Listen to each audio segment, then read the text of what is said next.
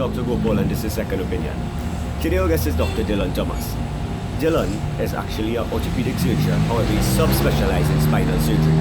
And back pain is something that affects everyone at some point in their life. Now, whether you go down the road of operative intervention or conservative management, you need to know some of the tricks and the tips into making that decision. Today, we'll pick Dylan's mind and figure out exactly what he thinks and what is the best way to proceed.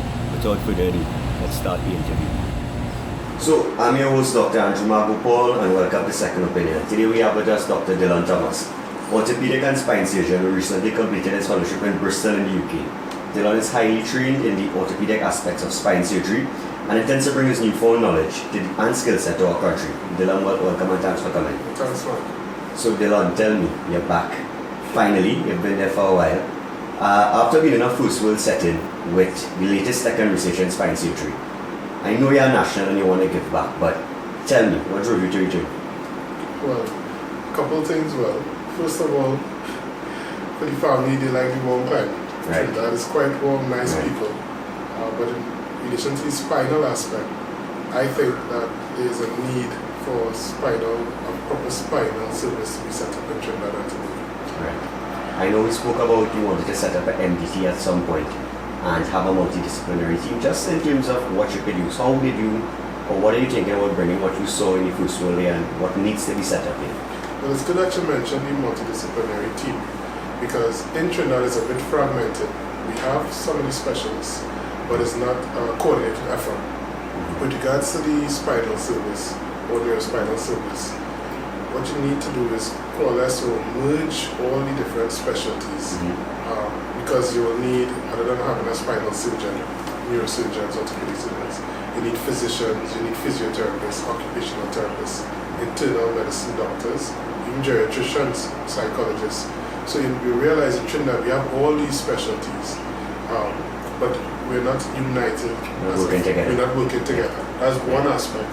The second aspect, so that was more or less the human resources aspect, but we also need the proper infrastructure. Now we have the hospital set up, but what I think is needed now is, other than the spinal technology and the innovations, we need more or less a well-coordinated effort to marry both the human resources and the infrastructure and spinal tech. Well, just to play a little interesting point, as you said, we have the infrastructure. I mean, there's a new hospital that's not even occupied, and we still have hospitals, but they're filled with patients. Yeah. I mean, we have the manpower, but we don't have the cooperation at the same time. True. Yeah? No, that goes on, I would say, into management. Because, yes, we have the physical structures, but if we don't have a proper service setup, what is this service to? A structure for management for You need the hospitals. structure. Yeah. You need the structure. You need the focus to get all this coordinated effort to tackle the patients with the spinal problems and to minimize the length of stay. Just have an efficient service. So you're treating the patients in a timely manner to get them up and about and out of the hospital to return in society in some form or fashion. Yeah, because also dealing with the different types of patients, whether it's young patients, working patients or elderly patients, your targets will be different. You don't want the children to lose too much time off school.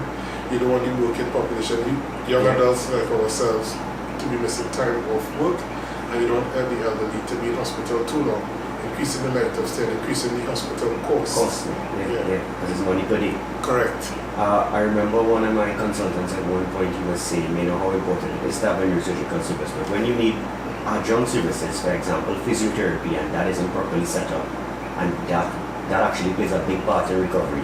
Yes. I suppose this is where it falls into the multidisciplinary team and where you need success for a patient. I mean, it's a good point that you made because with regards to, sometimes institutions will focus, okay, you need a surgeon, but at the same time, after this, even before the surgeon does his job, you need a proper physiotherapy assessment before, you need proper physiotherapy and occupational therapy after to get these patients up and about and to reintroduce the patients back to either the home environment or the work environment. Yeah.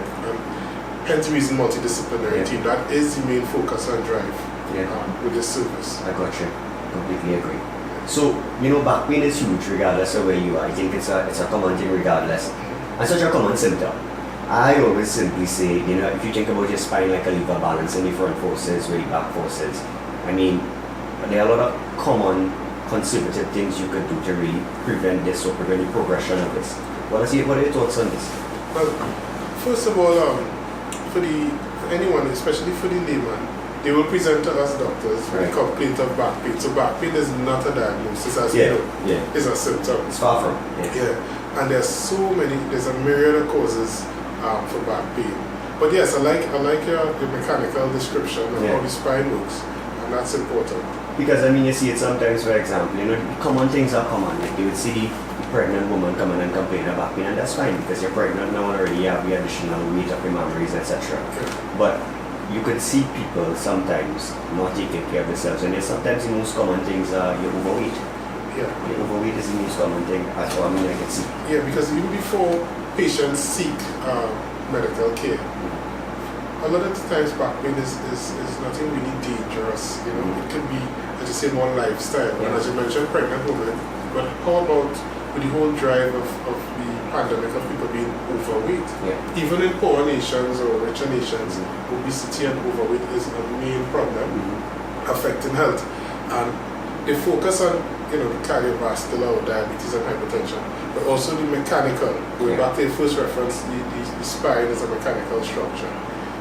Loading the spine, putting too much axial load on the spine could cause more deterioration of the different elements or parts or segments of the spine, affecting the tiny facet joints in the back, the discs, and the spine in its entirety.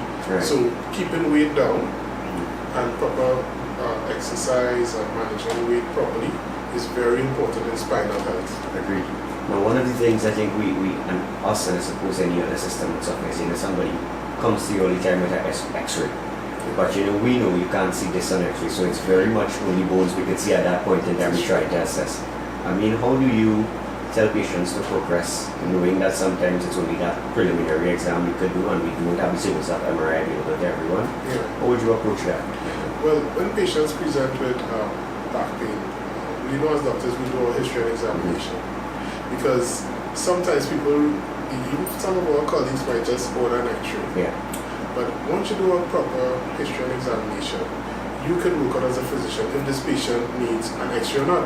Because as you correctly said, X-ray wouldn't show the disc itself. It could give you an idea of disc height and all that surgical planning and whatnot. But for the normal physician, if you think it's muscular, the patient does not have any red flags for any emergency spinal problems like orthopaedic syndrome.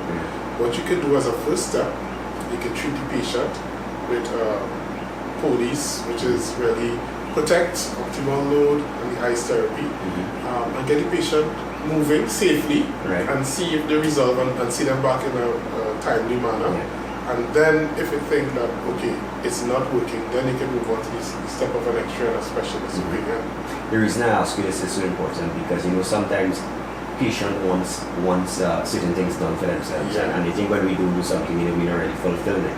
But it's nice to hear sort of reaffirming opinion from you that this is the initial treatment, and if it turns into something, then we move forward with it. Because education and this segment that you have, which is quite good, is about educating the public, right?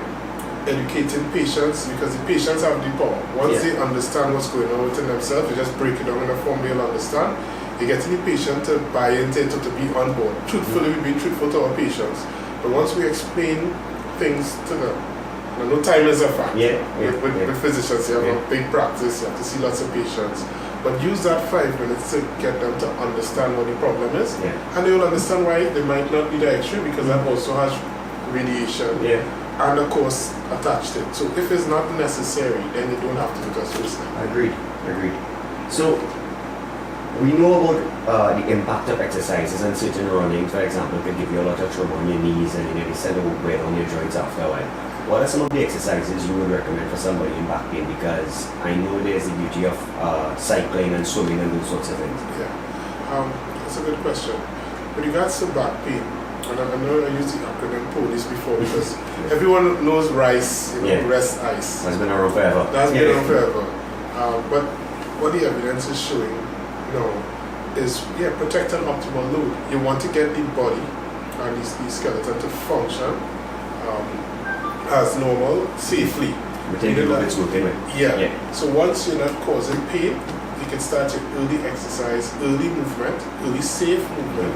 And aquatherapy is good because the buoyancy of water takes off some of the load.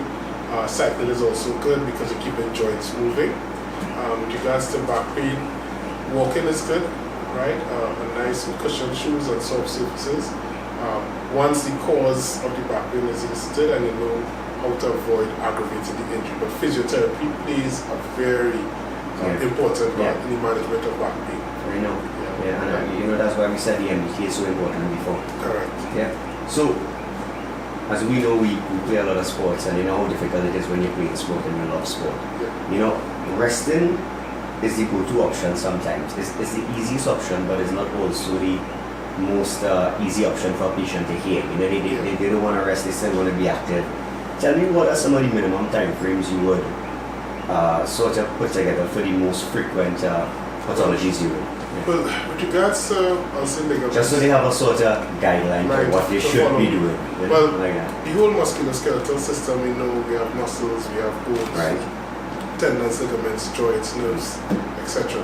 But with regards to muscles, ligaments, and tendons, we study them, but depending on the level of injury. So we as physicians, we sometimes use investigations as well, like MRIs and whatnot, together with our strength exam to determine the level of injury. So we classify them in different ways, whether it's mild, moderate, severe, type 1, type 2, type 3. We have many different ways, but the main thing is working out if it's a severe or mild injury. Right. A mild injury to these structures, it can take a few days to a few weeks. Moderate injury goes on to several weeks, 6 weeks, sometimes it do 8 weeks. And severe ones can take 3 to 6 months depending on how severe the injury is.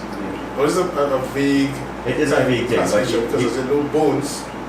It can take up to 9 months to heal. Right, fractured bones will take the longest. As I say, 9 months to a year to heal. So we just have to work on the diagnosis and then manage accordingly. I think there's a lot about the patient education to and getting to have them in a calm state for that 3 weeks because they're just going to, aggravate the injury. A lot of people, once the pain, those pain chemicals, those factors decrease and they feel, okay, it's not First sign of relief. They go back to it, and that is totally wrong. I did it Saturday when we were playing football, so it's fine. I did it. I was guilty of that a couple of times too.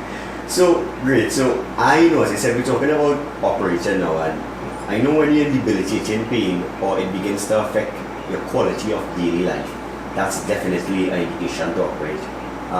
What are some of the telltale signs you would tell somebody that they have to come in immediately when their back pain is getting too serious? Okay, that's a very, very good question. I would say, first of all, if you think about deterioration of neurological function, and that's just a fancy word, but it's just like weakness, legs giving away, difficult. Before the patient could have climbed staircases or walk 100 feet. Now they can only stand for a short period of time before they have to sit down or lay down. Problems with bowel or bladder function. I was about to say that any sort of incontinence would probably show you those sorts of signs. That is very serious. And I'll also say instability, and how we pick up that is that patients cannot sit or stand, without having severe or extreme pain. So severe pain, worsening neurological function, bowel and bladder compromise. Okay. That's a nice way to classify it. Sure. Great. So, I remember sending you the TED Talk. The decision to operate is always a difficult one. We saw Chris said TED Talk, who's a neurosurgeon at Oslo University, and he also plays a large part in the National Spine Registry. He compared the procedures being done in many specialties, including spine, to the different factors of geographic location, patient outcome, economic motivation, and other factors. And he found although indications are standardized, there was still a large degree of treatment variation, sometimes unnecessary in a much larger population. The reason I tell you all this big thing is, how do you maneuver that in a smaller population, yes, but by your own personal guidelines, to operate or not to operate in our setting? Well, this goes back to one of the first things we talk about, the importance of having a spinal service setup. Okay, great. In our country, whether it's public, private, both, I think it's necessary because it touches on some important things, economic cost, right? Different surgical methods. Yeah. You mentioned a spinal registry. Yeah. Now, in any society, it is important, and I think it's time that we focus also other than having a proper service setup, audit and research. Because in order to set up a registry, we need to know, as surgeons, as medical practitioners, and we treating these patients, what are our outcomes? Yeah. Yes, we see them back in clinic after, it's like, okay, the patient is either doing well or not doing too well, but how do we monitor if we have complications in the operation? How do we monitor the patient reported outcomes, PROs, which is the mainstay of outcome measurement now? And for everyone to know what PROs, how a patient will document their outcome, it usually measures parameters, easy parameters like pain, right? The severity of pain, and you can just score it 0 to 10. Certain other outcome measures like function, how a patient can handle steps, how they can handle walking around, how they can handle usual day-to-day activities. So there are several validated and reliable measurement instruments, which we call outcome measurement tools, that patients can fill out for themselves in form of questionnaires, right? As quick and easy, even monitoring parameters like anxiety or depression or sexual function, because all these things are part of everyone's lives at some point in time. So if we as physicians or we as health institutions don't start monitoring these things from a baseline before operations and then compare it after operations in a timely fashion, post-op, after a few months, after a year, after 2 years, how could we tell if the surgical is improving? What doesn't get measured doesn't get improved. As well as the economic factor. Because we could be doing a method A type of surgery, it's costing a lot of money, and it's impacting on the patient and the economy. And we could have been doing procedure B, which is a more cost-efficient service. I guess so I think we have to focus on this spinal service. I think you see everywhere they always have a sheet you fill out now, or some sort of analytics, and it's everywhere across the world now because they understand you have to measure. Even in sports, you know, in football or cricket or whatever, they have stats. How much runs this sportsman is making. And they'll get it digital now. Everything is digital. What shot you're playing, how much times to the over, how you're kicking, where your penalties going. It's very analytical. Digital age, so we must have a drive towards that because we must merge it, we must bring it in and incorporate it in our practice. So great, I agree with that. So tell me, what are your thoughts on the efficacy of nerve tablets and neurobeam forte and these sorts of things where it relates particularly to nerve and spinal cord injury? I think based on the nerve pathologies, nerves, just like other tissues, if it's damaged, it gets inflamed. So starting off with baseline medications like anti-inflammatory and then moving towards the neuropathic drugs, pain modulation, affecting different pain centers in the brain and spinal cord and all that. I think it's important. I think it works, right? But once again, it's based on the severity. Now, if you have a mechanical aspect of the spine affecting the nerve, meaning that some bone or joint or ligament is actually squeezing physically the nerve, then the nerve will get inflamed and it will get swollen. Sometimes with the medication, the anti-inflammatory medication, the size of the nerve could decrease and that pressure could come off.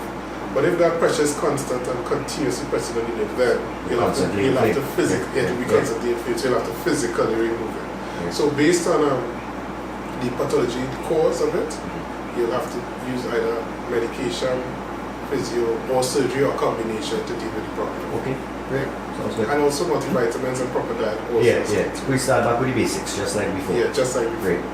So, just a veer away, I mean, you've told us so much about spine, but I know you play sports and you're orthopedic surgeon. I mean, you've seen a lot of cases before you went down the spine route. True. So, we play a lot of football together, Dylan. I mean, we know we love the sport, and as I said, you're also orthopedic surgeon.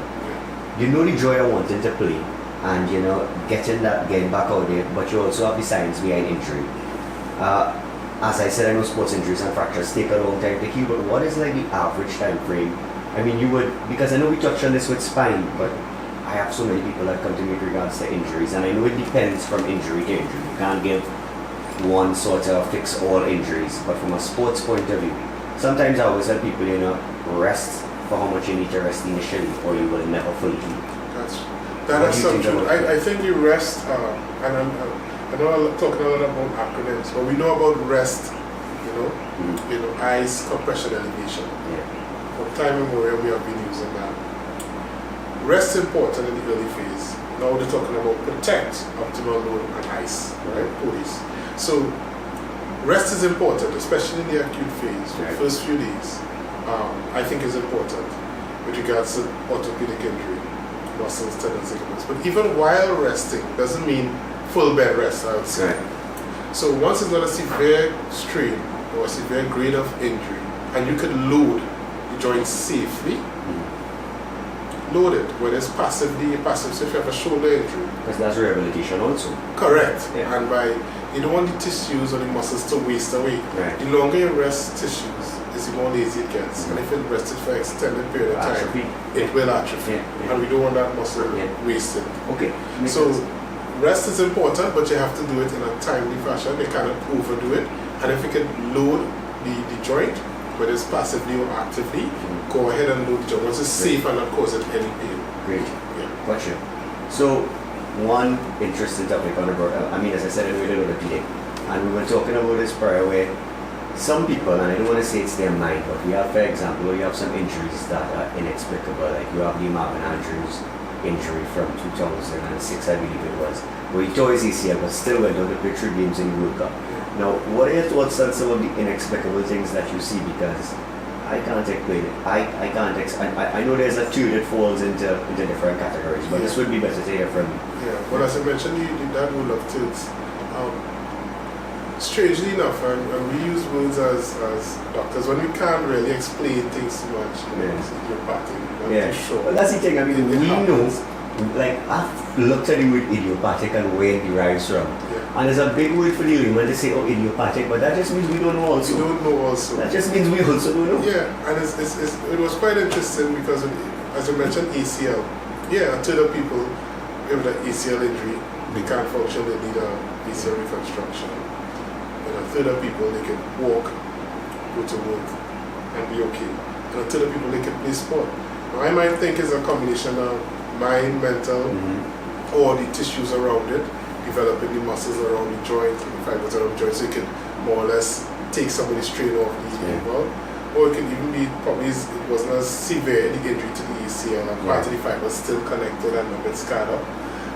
But we still don't know. We're still not 100% sure. Yeah. Because if I can remember just the other day when you played a game, you know you damaged your ankle, and you were able to play I was in debilitating pain, but as I told people, I said, I literally told my uncle, you're not getting out of this, we're going to play the game, and I think I got out the next day and I was okay. Not recommending it to anyone, I'm just saying sometimes I have seen some inexplicable things and the power of your mind plays a part sometimes. And as I mentioned that, going back to my days in Presidential College in high school, my dad used to carry the footballers by a guy called, we used to call him push look. Yeah, push look.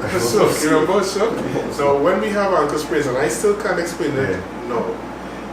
Dad used to carry us there as a coach, and push look would, talk to us, distract us, and then crack, so-called cracking. And the next day I was able to play football, and I still can't explain it now. I don't know if you still realize. And you're orthopedic surgeon. So I would say I was idiopathic, I don't know if this play school, but whatever he used to do then, used to work. Well, for me, could talk for it me, used to work, but I cannot explain. You can't explain. So I just wanted to highlight. Sometimes there are things that we can't explain. The doctors are not gods at the end. We aren't. Yeah. So we're not gods. So at the end of the day, he does the he does the healing ultimately. Naturopathic. Let me just touch a bit. So I know osteoporosis and postmenopausal women are at risk for falls, and it significantly affects their mobility and mortality thereafter. Correct. I see a lot of patients, and we could go down the biphosphonates road, but what are some of the things you would generally advise them for best quality of life? I think best quality, if I'll say if a diagnosis of osteoporosis is made, take your doctor's advice. Right? They may have to go on certain medications, they might have to combine with bisphosphonate, with vitamin D and calcium, but detection is important, screening is important, DEXA scan is important, general health and well-being, because some of the causes of osteoporosis could be secondary, could be due to something else, hormone imbalances and stuff like that. So it's good to determine what type of osteoporosis it is. The general practitioner would help, the doctor would help. Follow the advice, proper lifestyle, but I think in this case, the medication and assessment after in a timely fashion to see if the T-score is coming within normal values, to see if they can start to taper off the medication if it has to be more or less lifelong. Okay. So proper physician advice important. Great. Yeah. So, lastly, I just have to get, it's hit so many different topics at once. I'm very grateful, but I saw something that was so fascinating. Recently implemented and integrated 3D imaging and printing implants, where one of our colleagues who has an engineering company, Quality FP, is working with UTT to bring some interesting first-world techniques of surgical management only. What are the uses you could foresee here already, and what do you think about the need for the service nationally? Well, as you mentioned, advanced technologies like 3D printing, stealth navigation, and the future robotics.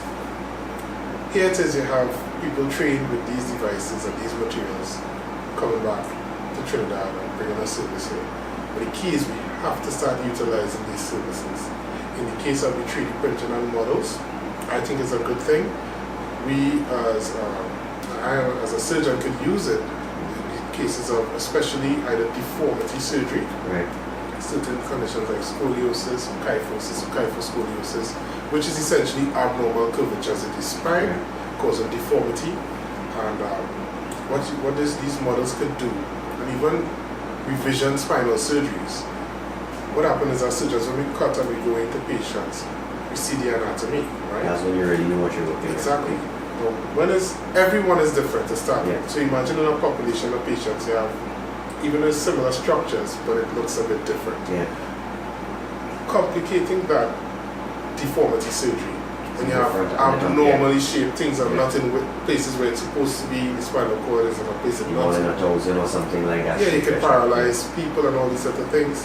Now, if you have someone using CT scans, MRI scans, x-rays from before, and then constructing this in a three-dimensional structure, and you now could see this, you could work out Exactly where you want to fit and where you want to fit it cut in. Yeah. your bone, where you want to put in your implants, right? You can work it out. So it actually would help us in planning preoperatively and even getting even better outcomes instead of just encountering it live in the theater, or even when we try to work it out using the imaging modalities like CT and MRI. Because when we look at these tools, we actually start mentally bringing it to that three-dimensional in our minds. But obviously it's like a black and white photo and a color photo. If we have these 3D models live, we can actually see it even better. Bring it to life. Yeah. You can bring it to life better. Yeah. Alright, well, Dylan, we've talked so much about back pain. I don't want to let you go, but I know I have to let you go. I just want to ask you 3 questions before you go that you know what I ask any guests here. The first one is, what would a younger Dylan Thomas say to himself at 20 or 30 to fast track his success? What's a fast track? Well, it's a fast track one, but something that a 20 or 50 year old would be happy hearing from you that you know in your more wise state. Well, in this state, what I'll tell a younger Dylan is, one, don't neglect family and friends. Important for the physicians. Yeah, because with the quest of becoming a doctor, whichever route, surgical routes are very long, and sometimes, unfortunately, you might get caught up in studying and pursuing your goals. You could neglect your family in some form or fashion. So don't neglect family if you have family. Don't neglect close friends if you have, because they play an important part on your journey to becoming a surgeon. So that's what I would tell.